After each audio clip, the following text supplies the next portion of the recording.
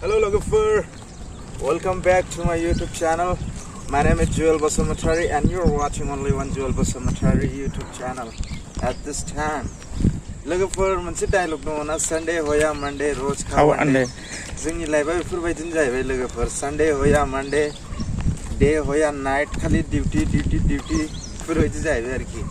माथो खालामनो लोगोफोर खामानिखौथ' मावनांगौ खामानि मावाब्लालाय आरो सोर जाहोनो नङा होमबा संसारावलाय बेनो थासै सोरनावबा थाखा फैसा एभेलेबल दं करोड़ थाखा दं सोरबा 10 थाखा 20 थाखा 100 थाखानि थाखायनो खुथाब 12 घन्टा 24 घन्टा खामानि मावगासिनो बेनो आरोखि ना संसारा समब्लाबो जों मा खालामनांगौ जेब्लायबो नाजानांगौ नाजानाया जोंनाव थानांगौ ओमफ्राय जेब्लायबो मोनसे आसा थानांगौ मोनसे हप थानांगौ हपखौ लानानै संसाराव जोङो हान्थिलांनांगौ नङा होमबा आं जेबो गोलाव खोथा बुंनो थाखाय भिडिअ बानायाखै लोगोफोर जास्ट अनलि मोनसे नोंथांमोनजोंहाय मर्निंआव एसे नुजालायनो होननानैहाय नोंथांमोनजों एसे ओरैनो जास्ट